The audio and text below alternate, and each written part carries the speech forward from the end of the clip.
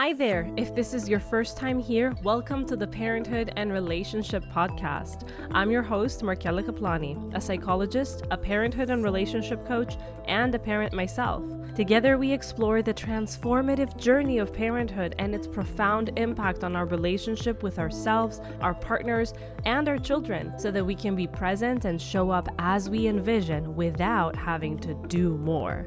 Let's get into today's episode. Hello, and welcome back to our series, Cultivating Compassion in Parenthood, Nurturing Yourself, your partner, and your children. Today, we're going to talk about fostering compassionate communication with our partners. In our previous episodes, there's been 2, we explored the basics of compassion and the importance of self-compassion. Now, it's time to focus on how we can communicate with our partners in a way that strengthens our relationship and supports our journey as parents. So, let's get comfortable and let's dive into this essential topic together. I want to start by saying that compassion, or the lack thereof, can influence the couple, especially in parenthood, because parenthood will shift your attention a lot. The attention shifts onto the kids. That is quite natural and normal. At the same time, we are changing. We don't recognize that we are changing. A lot of times we're fighting ourselves in this change because we've been told that we need to get back to normal. And so there's an internal struggle, and then there are external forces that are competing for our attention. And it's very easy to lose sight of our partners and then subconsciously usually drop that ball. You think, they're my partner for life, I've chosen them, we have this really good understanding and there's so much love between the two of us that I can step back from this. And again, I don't think this is a very conscious process that happens, but it does. And if we don't have compassion with ourselves, it takes so much effort to exert compassion, in a sense, to be mindful of how we show up so that we show up with compassion. And so we use all of that in order to show up with compassion for our children who are going through the motions, and each stage requires us to really be mindful and in flow and compassionate so that we can meet them with empathy and with gentleness. But going back to the previous episode, the second episode of this series, where we were talking about the importance of first setting up ourselves for success in terms of compassion, of first embracing self-compassion. When we haven't achieved this, when we haven't gotten there, or if we're not actively working on getting there, practicing compassion for others, including our children, even though we love them to death, it takes up a lot of energy because it goes against our natural tendencies. And so I hope that this kind of helps you to see how important it is to foster self-compassion, that it's not selfish, that you're not taking away from your children because you are working on that and you're putting energy in that, and that in the long term, this is going to benefit not only you, but the entire family as a whole and your partnership. Because when self-compassion becomes the norm, when it becomes your natural tendency, when it's the habit, then you don't need to be mindful. Compassion toward others will come as a natural consequence of how easily it comes to you overall. You will not have to think of the tactic and the strategy and the way to communicate with your partner or with your children, because that is who you will embody. Think about the scenario and tell me if this or something similar has happened to you. Parenting will take up a lot of energy. And when it's time to connect, it becomes a struggle. You're both exhausted. You've been working, you've been taking care of the house, of the children. And then it starts to feel like every conversation outside of the logistics or even within the logistics of parenting turns into an argument. I'm thinking of this couple that I was talking to one evening after a particularly heated conversation about something as trivial as who's supposed to take out the trash. They both sat down and realized that it wasn't about the trash at all. It was about feeling overwhelmed and unsupported. In that moment of vulnerability and honest conversation, they realized that they had to do something about the way that they were connecting with one another, that they had not been connecting with one another, even though they thought they had. They realized the importance of compassionate communication in keeping their relationship strong, and that they weren't necessarily cutting each other any slack. So why is it important to foster compassionate communication? Communication is the foundation of any relationship. I don't have to tell you that. But it becomes even more crucial in the context of parenthood. The way we communicate with our partners can either build a strong, supportive bond or create tension and misunderstandings. Compassionate communication involves speaking and listening with empathy, understanding, and kindness, having the conviction that the person that's in front of you is your companion, has good intentions. It involves trust. It's about expressing your needs and feelings without blame or judgment, and being open to hearing your partner's perspective without seeing it as an attack. This kind of communication helps to resolve conflicts, build trust, foster deeper connection. It is usually a shock to a couple that had a really strong connection to realize that after parenthood, things are breaking down. And that's not new. The statistics say it. I've said it before. About 90% of couples in that first year when the baby arrives say that they are dissatisfied in their marriage. So it's not a surprise to know that there is about a 50% chance that a couple will separate or divorce upon a child's arrival within that first year. And that child could be the first, but it could also be the second. It's not the child's fault, but what happens is that there are a lot of things that are shifting and changing. And that's not only in the responsibility sector. We tend to blame it on the workload. And while that is a big part of it, yes, definitely, there are a lot more responsibilities, a lot more things to do. Part of what we ignore when we think that it's only the fact that there's a bigger load to handle and that that's causing the tension in the relationship is the change that we are both experiencing. It is so important. And if you want, you can go back to the 2 episodes. I don't know the numbers. I'll have them in the show notes.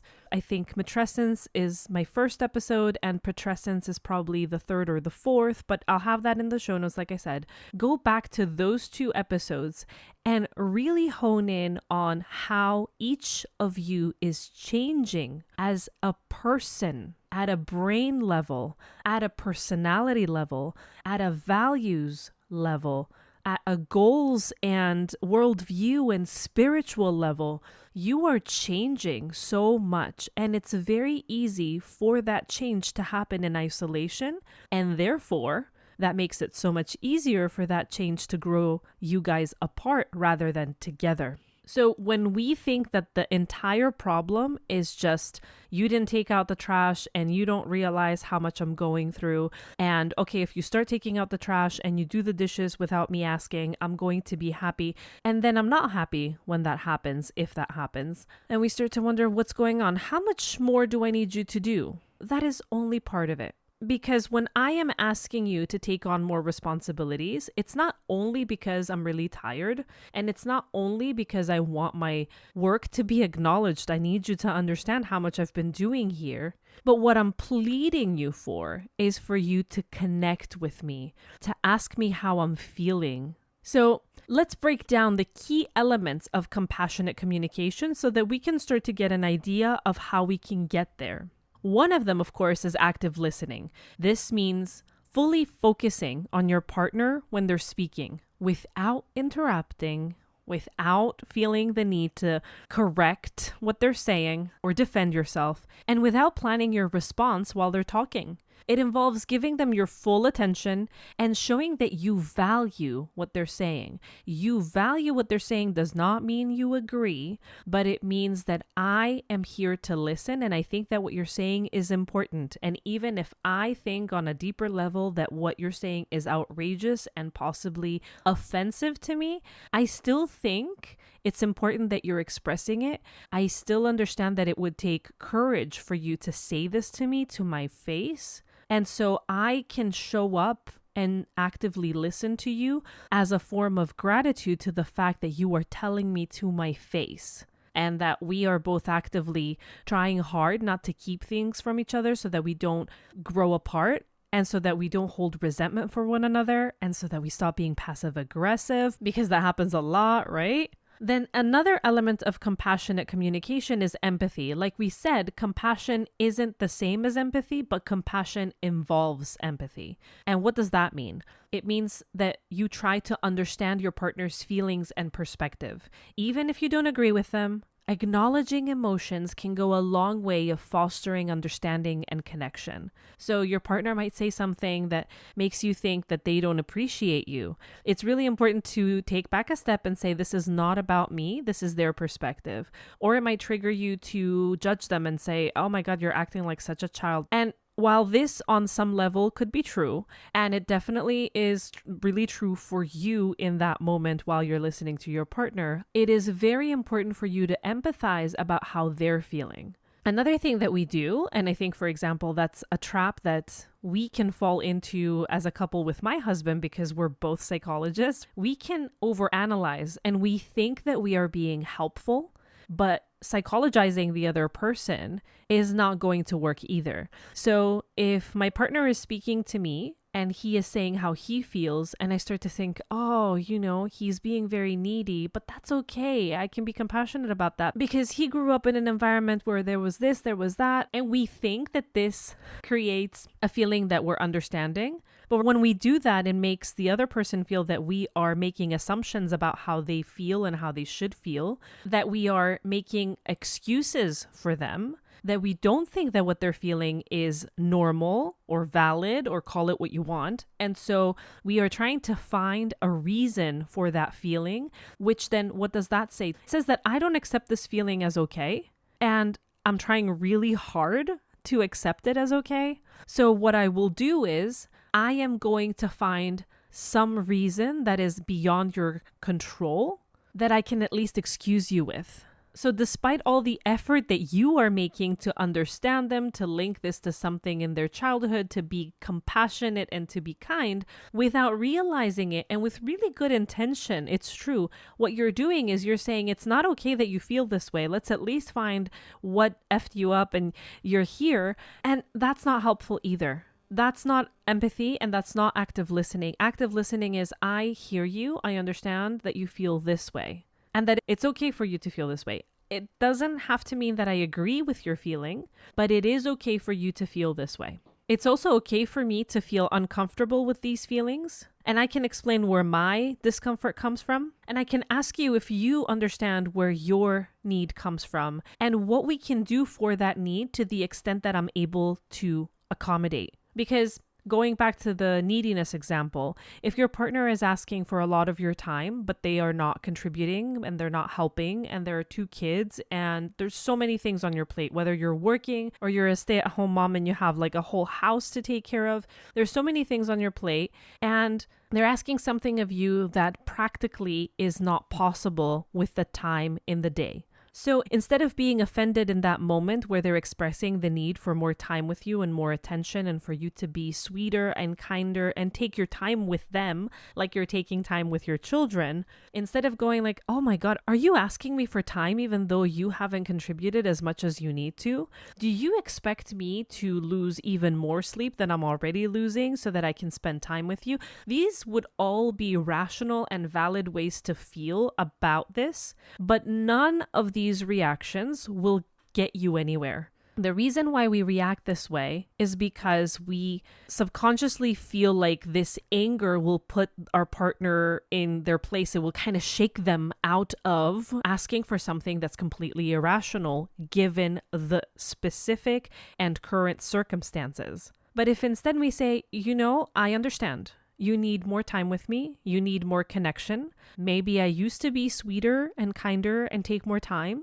And this is not an excuse, but I want to practically say that there is only so much time in the day. I realize that I could be scrolling less at night and spending more time with you. But sometimes the reason why I scroll is because I have resentment about the things that aren't done. I believe you don't understand me. I believe you don't get what I'm going through. And so if I try to connect with you, I'm probably going to be aggressive or at best passive aggressive. And so I'm saving us both the trouble. That would be a conversation to have and to say, I understand you need me more. I can't give you that. I can't give you that practically. And on an emotional level, I'm not there yet. How can we figure this out now?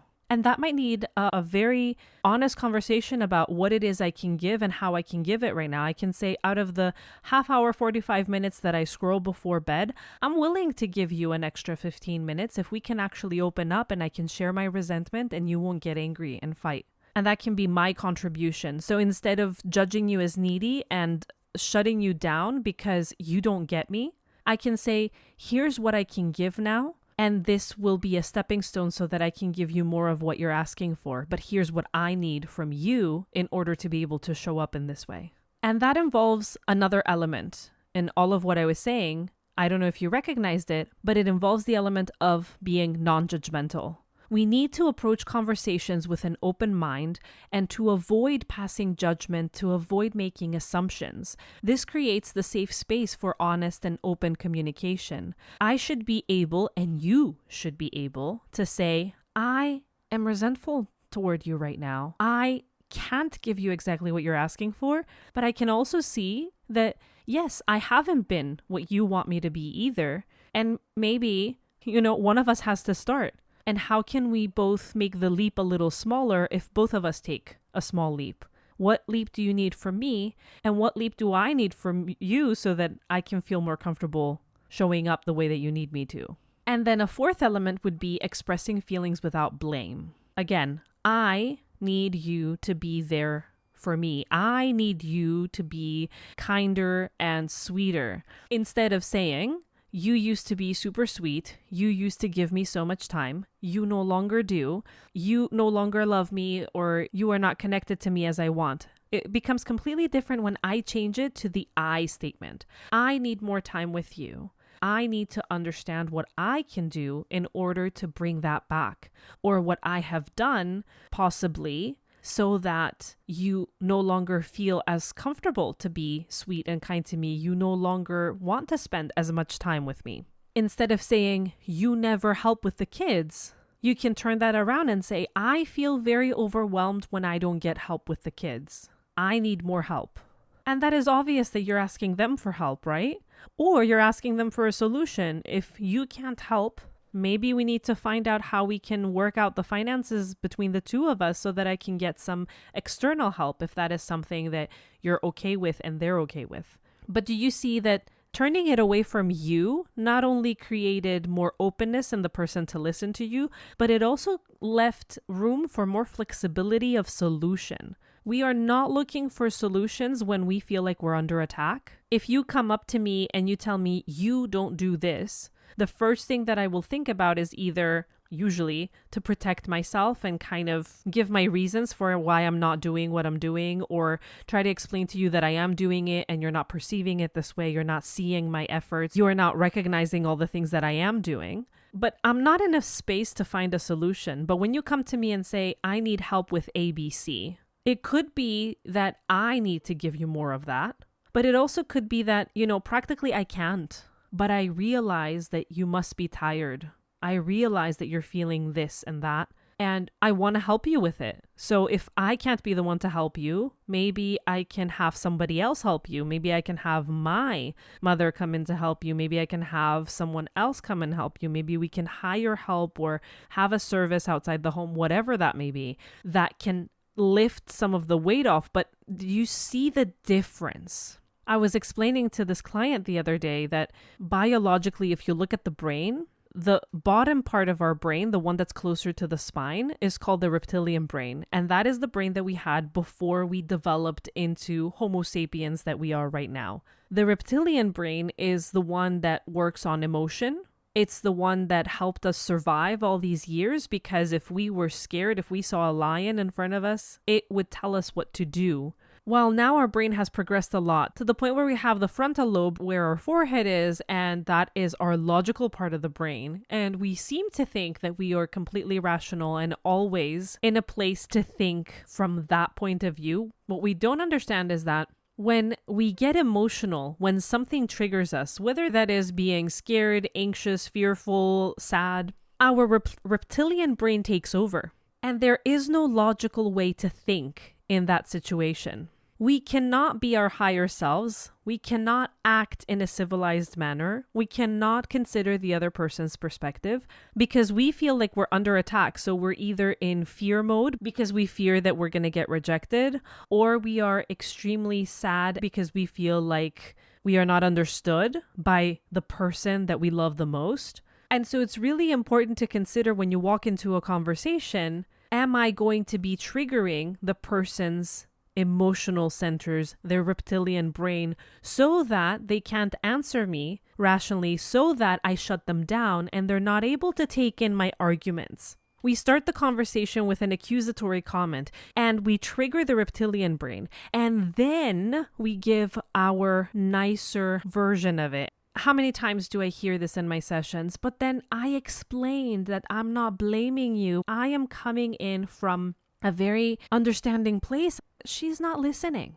You started with blaming her, and she automatically and immediately went into emotional mode. She feels she is under attack. And when we feel like we're under attack, there is no logical thought that can then break through that. The emotion needs to be released, and it's going to be released with anger. We have an argument. It's going to be released with her walking away in that moment. It's going to be released with punching a punching bag. I don't know, but somehow that feeling needs to be relieved before we can get back to the conversation. I have an episode where I talk about effective communication skills between couples. I'm going to be linking that in the show notes below, but I have also created a communications checklist for couples, which is a 1-pager, and it is literally a checklist of things that you can do pre-conversation when you know you want to have a difficult conversation and you're worried that it will end up in an argument.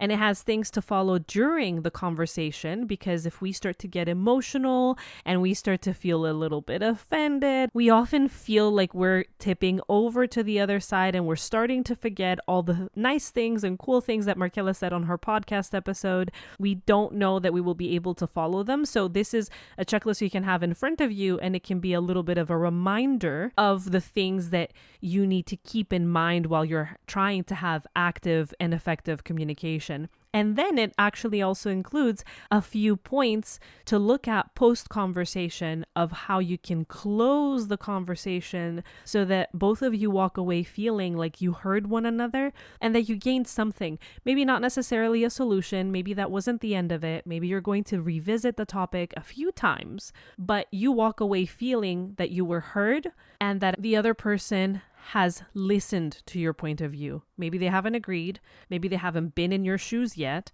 but they've listened. Also, although I'm not a fan of going into solution mode before the emotions have been expressed, a lot of times we focus a lot on the problem and discussing the problem and who's to blame for the problem instead of going into, okay, how can we fix it? And so there's a difference between expressing my emotions and making sure that I am heard, feeling like at least to an extent you can empathize with me. And that's when I am open to receiving help, listening to your potential solutions. But what happens is there is this space in between these two where we can get completely stuck and we can keep on talking about the problem and we can reinforce the problem so much that we also augment the emotion. We make it bigger than it was. And so sometimes we've expressed the emotion. We're not necessarily sure if the other person has received it in the way that we want. A part of us really wants them to feel what we feel, but we don't see that coming through. If we keep on staying in that mode and fighting until the other person gives us some kind of a sign, and we don't even know what we're expecting as a sign, that they fully feel what we feel and fully understand their experiences, we're bound to get stuck there. We're bound to keep on feeling misunderstood. We're bound to feel unheard for a very long time. Because quite honestly, and I say this and I believe it, they are never going to feel 100% what you feel. And you are never going to feel 100% what they feel. And we need to be okay with that. We need to be okay with they're doing their best. I'm doing my best first and foremost to express my emotions and express where I'm coming from in a place of turning the you statements into I so that I don't trigger them. And from a place of real, raw, honest, authentic kind of expression. But they can only understand as much as they have experienced as far as they have gone. And that is okay. We need to be able to be okay with that. And then say, okay, whether you recognize how big of a problem this is for me or you don't, I need you to do this.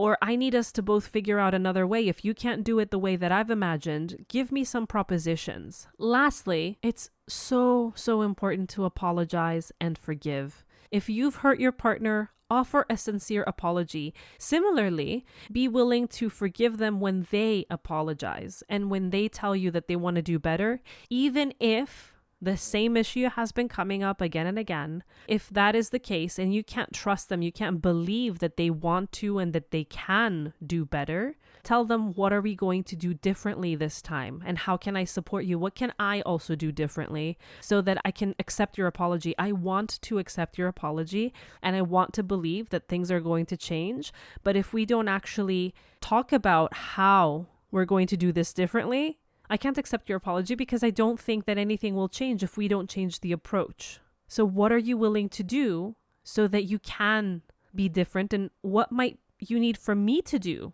so that I make it easier for you to try something else so that this issue doesn't repeat itself?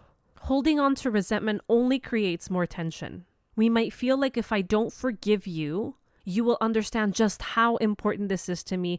You will understand just how much I've been hurting, and it will probe you to do something. Because if you love me, you're not going to want to see me this way. If you love me, you're not going to want me to hurt. And if you love yourself at all, you're not going to want me to nag all the time and be angry and resentful or give you the silent treatment. So, wow, this seems like the best solution. It isn't though. Because the resentment that we hold makes us show up in a way where we are aggressive or passive aggressive, or where we are giving the silent treatment, and the other person is not willing to respond to that.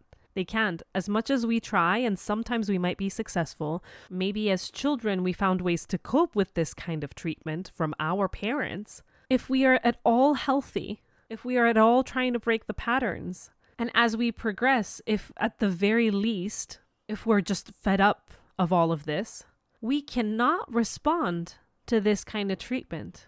We need compassion. We need the other person to say, okay, I see. It still has happened 5 times. It still is very painful for me. I understand that you don't want to be doing it, but this is what you're doing. How can we make it better? Obviously, something isn't helping you. Help me. What can I do? And what can you change in the environment as well, and in the way that you perceive things and the way that you do things? But how can I help you in this process so that you can show up for me? Yes, that's very vulnerable. But before we can ask for another person's compassion, and before we can be compassionate toward our partners, it's really important that we understand that it takes empathy and vulnerability and access to our feelings and minimizing the ego in order to be able to do all these beautiful things that we talk about. I can't keep up a wall. I can't keep my ego high so that I can be protected at all times and expect that I will be able to be compassionate with you. Those don't work together. If I'm very defensive because I'm very scared that you're going to hurt me again, it's very difficult for me to be truly compassionate. As I said in the other episode, we can say all the nice things, we can say all the right things, we can follow the advice, we can tick off the checklist. But if we're coming from a point of being really, really scared, really defensive, really afraid of how things might go if we lean on the emotion, then we're bound not to really listen because we're so much in our head trying to protect ourselves from hurt. And our chances of being compassionate with ourselves and with our partner, they dwindle. And one thing I haven't mentioned is regular check-ins. So if you go to episode 9, Communication Skills for Couples, where we talk about navigating parenthood and parenting together, this is one of the main tips that I share, along with other extra ones. And that would be setting time aside for regular check-ins with your partner. This could be a weekly date night. And if that is not possible, it wasn't possible for me for a very long time. It could be 10 minutes at the end of each day to talk about how you're both feeling and what you need from each other. A lot of times we get this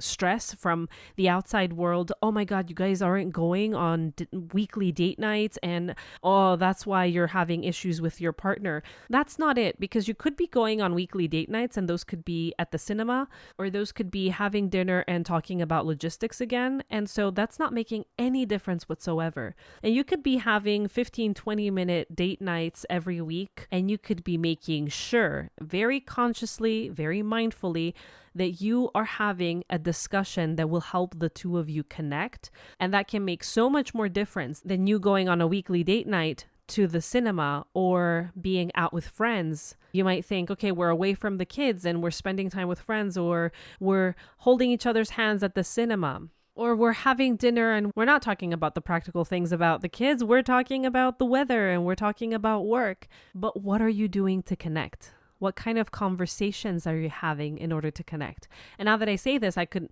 definitely have an episode where I give you ideas of things that you can talk about, things with substance that can actually bring you together, because you could be spending an hour every night after the kids go to bed, for instance, but it could be an hour where there is no actual connection. It's an illusion, and it's something that a lot of couples do because they feel like if we start having real conversations about the two of us as a couple, we could break down completely. And so it's a survival mechanism for the couple that we are not going to be discussing this. We're not going there. And we're just going to sit there and watch Netflix every night. And it's going to be for an hour or 2 hours. We're going to be together on the couch and we're going to say, yeah, we are spending time together. We're taking it even away from our sleep so that we can be together. But are you really together? Can you do that and also spend some time connecting? What we fear the most is that we'll get into conflict and that there won't be a resolution. But there are things that we can do to ensure that there is.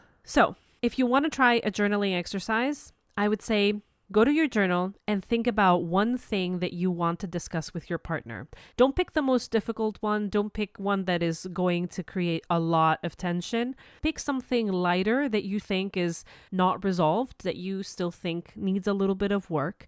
And as a first step, just write it down in your journal. Write down the emotions that you feel and how you would turn the conversation into I statements. Then you can go and download my communications checklist for couples. That does have a price tag on it, but if you write an Apple Podcast review for me and you send me a screenshot by email at info@markelakaplani.com, I will send it to you personally for free.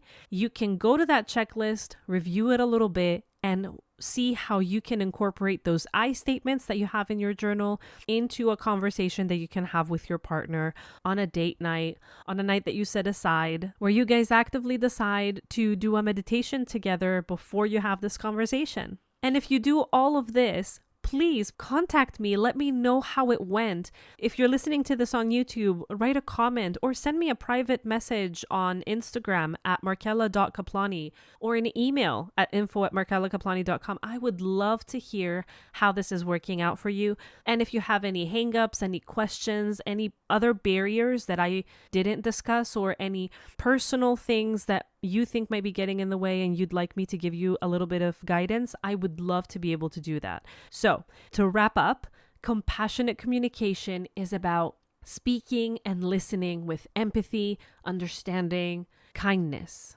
It's about creating a safe space for honesty, for open conversations. And it's a powerful tool for building a strong, supportive relationship. And like I've been saying at the end of each episode of this series, this is a journey. It's very important that you understand you're not going to get this quote unquote right from the first go. It may take a while, and I want you to know that that's not failure, and it's not indicative of how far along your relationship has gone into growing apart. Don't do that to yourself, because then that sets you up for failure. That sets you up to start every conversation with the fear of things going badly and then going too far toward the potential of separation. Every time you guys argue and every time you don't see eye to eye and you leave the conversation feeling more drained than you felt connected is just an indication that you weren't able to connect with one another in the way that the other person needed. And that's okay. It's just another opportunity for discovering yourself, your needs, how you can communicate them better, and how you can show up for your partner. That's all. Thank you so much for joining me today. If you found this episode helpful, please share it with other parents who might benefit from it. And don't forget to tune in for the next episode where we talk about modeling compassionate behavior for our children. Until then, take care of yourself, be kind to each other. You're doing an amazing job.